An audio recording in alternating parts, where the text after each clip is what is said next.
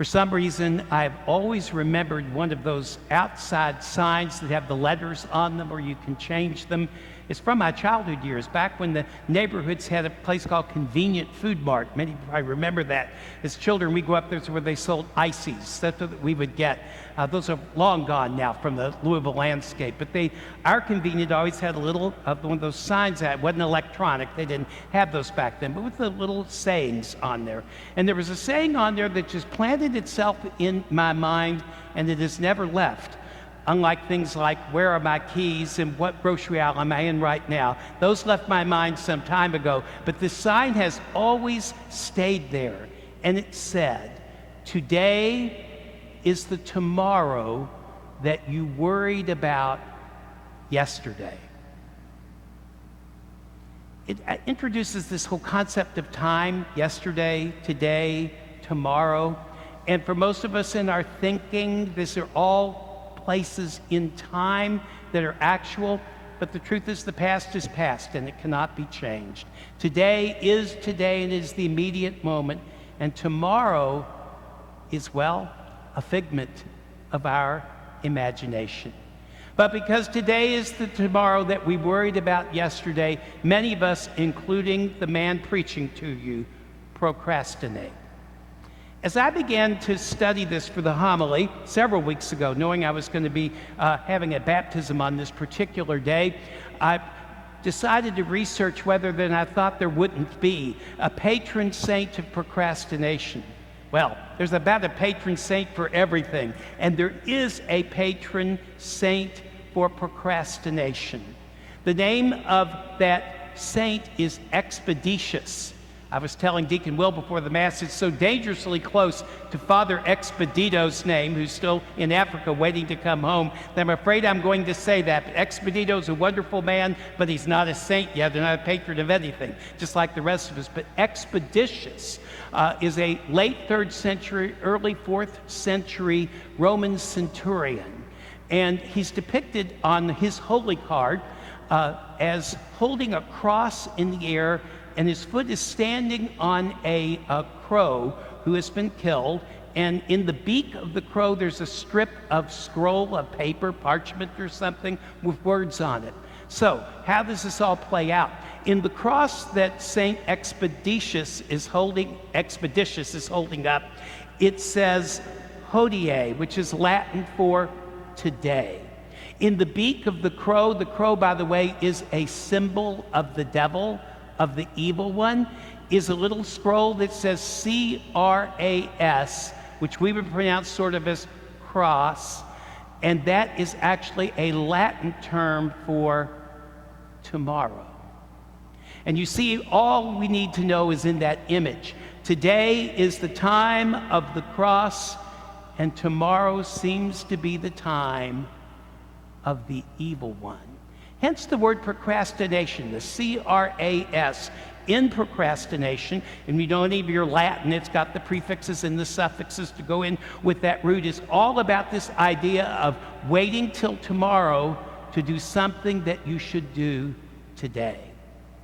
And this just shouts at us, not only on the Feast of the Most Holy Trinity, which we're celebrating this day, but in the time of pandemic which we are living in, which is unlike any other time any of us have ever experienced, our own version of the bubonic plague or of the Spanish influenza plague, the different plagues that have haunted humankind for centuries. In this time of pandemic, the pandemic has forced us to deal with our procrastination. You see, you can procrastinate about wearing a mask, but that's a dangerous thing. You can procrastinate about making some changes in your lifestyle to accommodate what happens, but again, the dangerous thing, the pandemic does not care about our tendency to procrastinate. It doesn't care that we would like to put off tomorrow what we really ought to do today. It doesn't care about any of those things. It's relentless. It just sits out there forcing us to deal uncomfortably with our normal tendency to procrastinate. And now we also find ourselves in a time of incredible social upheaval. A couple of instances of police brutality, which unfortunately are not the first time in our history. Unfortunately, they are incidents that repeat themselves over and over again and again, including the mass shootings that happen in schools and public places, as if somehow we could find some way to deal with these vexing problems. We are now faced with a tremendous social unrest, not just in the United States, but over the entire world. We are the stage for the world who is looking at America's mortal sin of bigotry. You know, a little over 400 years ago, when the nation was not even a nation at this point, still British colonies, men, women, boys, and girls were transported across the Atlantic Ocean against their will, and they were enslaved. And when they were enslaved, they were treated as if they were less than human. And this experience continued all the way through slavery. Most of us were taught that Abraham Lincoln, our greatest president, abolished slavery, and he most certainly issued the Emancipation Proclamation, and after his death, amendments were added to the Constitution to abolish the institution of slavery. But my, how persistent sin is. Even though the word or the institution itself was abolished, we've learned it's like a pathogen. Slavery just evolved, or mutated, if you want to use that particular word. You know, the whole thing, if we take these two examples, these metaphors really work well.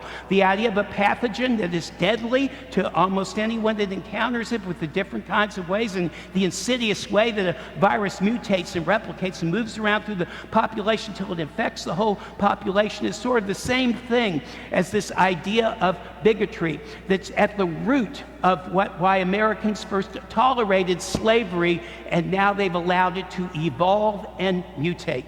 For a decade after the Civil War, there was an attempt to integrate men and women, boys and girls, into American citizenship. That's called Reconstruction. And within a decade, it failed. Even this state, which did not sever from the Union, thought Reconstruction was a bridge too far. Even the northern states were not really ready to fully admit that these men and women and boys and girls were human beings endowed by God with inalienable rights, and they continued to treat them as less than human, which is down to our very day.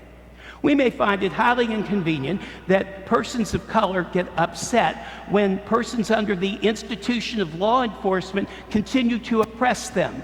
We say that it's violent, it causes violence in our community, and we focus on the looting and the rioting, which naturally happens, the expressions of rage.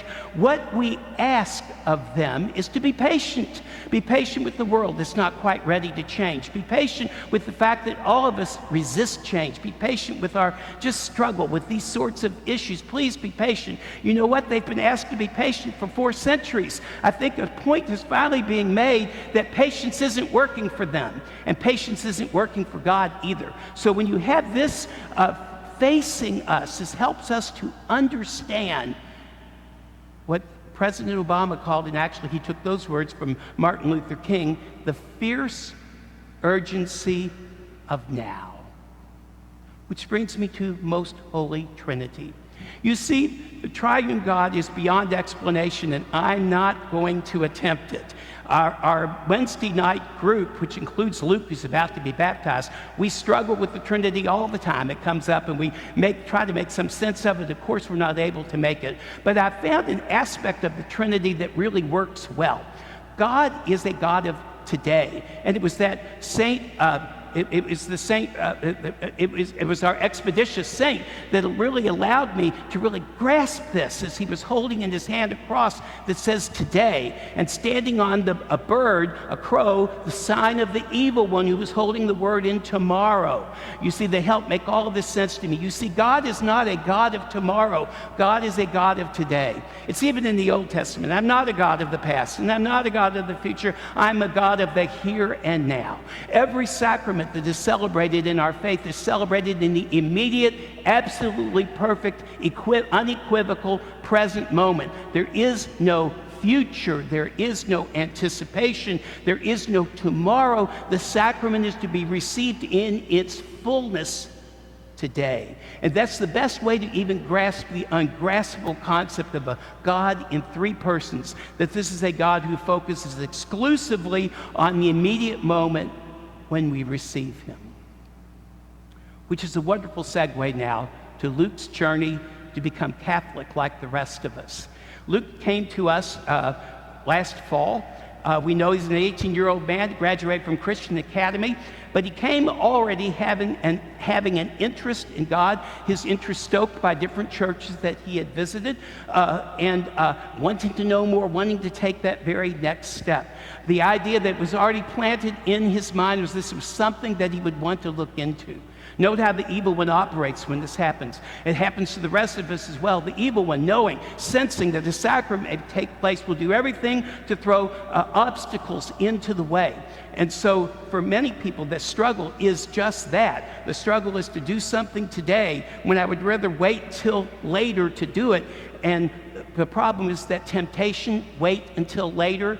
Here's the problem. Tomorrow never comes. You see the same problem for our people who struggle with the American original sin of racism, where we tell them, wait, things will get better, is tomorrow never comes. It never has come, and it never will come because of the persistence of the evil one and how you and I are unwitting accomplices to his evil when we benignly benefit from racism. Oh, we tell ourselves, I'm not racist. I have many friends who are other colors. We concern ourselves with larger questions, and when we do that, we are participating in the action of the evil one, which is all about avoiding today, because you see, if you act today, you're where God is.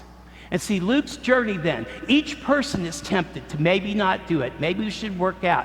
Then we had a pandemic, for the love of God. So the Easter Vigil, which was always on Luke's calendar, suddenly was cruelly snatched away from him. And at the time, we had to share with him, we do not know when it is that we can begin to celebrate. And he was ready to be baptized, and he had to wait. What an opportunity for someone to say, you know what? I'm going to find another religion because I think they don't make you wait as long as we do. But Luke desires what you and I sometimes take for granted. Today's going to receive his first Holy Communion, and he's been schooled well, not by me because he already came to us well schooled. He understands that in the sacrament, the immediate presence of God is going to be given to him in a way that it never has before. And he also understands that when God presents himself to you and I today, he is not asking us to be better Christians tomorrow. He is saying we must be better Christians today.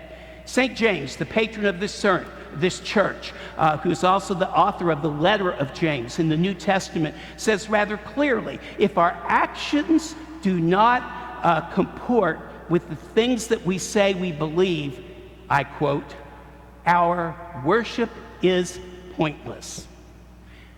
You can do all the right things, show up for church, do all the right gestures, you can say all the right words, you can try to do all the things that you do in your life, but if you persistently want to put off to tomorrow what you should do today, which is our conversion, which is to seek justice for those who are oppressed, to untie the bonds that unfortunately will be inconvenient for us to untie because there'll be opposition at every turn.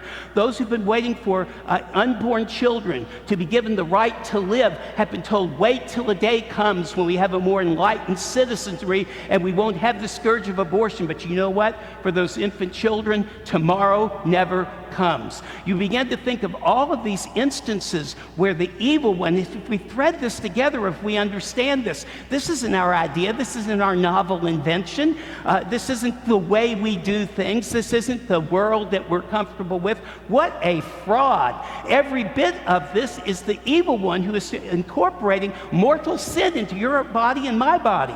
You see, when we benignly discriminate, when we benignly racist, when we close our eyes to something because it's uncomfortable, because it's going to cause an insurrection, it's going to make people mad, it's going to force us to change our life in the way we won't want to do. When we do that, we are being seduced by the evil one who says you can always do that later, and the evil one knows what you and I deny.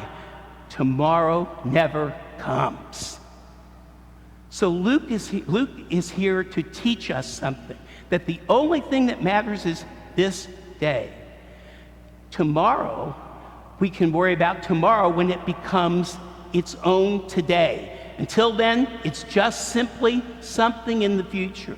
But every one of us can experience viscerally by watching Luke receive the sacrament of baptism, and then immediately after receive the sacrament of confirmation, and then just minutes later receive the sacrament of First Holy Communion, when we can see how God has acted in this immediate, particular moment, maybe we will learn how precious this is, that our God is not a God of the past, and our God is not a God who hopes for a better future. Those are humans that do that. This is a God of today, a God who says, worship me today, a God who says, let me enter into your life today, a God who says, let me change you from your sinful ways today, a God who will bless you at the end of this liturgy, not me. I'm simply imparting the blessing, but God will bless you, and he's blessing you to go out the doors to be changed, to become Christians. In the same way that we will watch Luke become Christian before our very eyes, we have to do the very same thing and become Christians, just as inflamed with the gospel, just as inflamed with God's grace, and ready to conquer a world that is resistant to change, because we now know tomorrow will never come. The urgency, the fierce urgency of now is a Christian requirement. You cannot be a disciple and put off for tomorrow what God asks us to do this day. But let us rejoice, because this young man is teaching us an age-old lesson, that it's all about conversion. You'll watch him be washed of original sin right before your very eyes. As sinless as you'll see a person, you see them minutes after they're baptized, seconds after they're baptized, that it is possible to be sinless, that it is possible to be filled with grace, that it is possible to be a disciple of the Lord. It's possible if we do it today. It is impossible if we wait for tomorrow, because by now you know I'm going to say it. Tomorrow never comes. Probably the best way to finish the preaching of the Most Holy Trinity is that the final declaration, when today becomes no longer today, will be the day you and I give our last bit of breath. The man whose murder is at the center of all of this unrest that's happened in our country, and the names of others who have also been murdered in the very same thing, breathed their very last breaths. And you and I will also have the same fate. It will be a moment, a today moment, when it happens. But you see, when you're Christian, when you believe what we say we believe, when your worship isn't pointless but instead is directed towards what God's salvation is, then we don't have to worry about tomorrow. Our salvation isn't tomorrow. Our eternity isn't tomorrow. Eternity is a today that will remain a today forever and ever and ever, and only through this inexplicable doctrine of the Trinity can we even begin to grasp what that means. So as we prepare ourselves for the time we do not know, when our today will be the last day of our life, let us pray for the grace to be Christians today, and let tomorrow simply be tomorrow.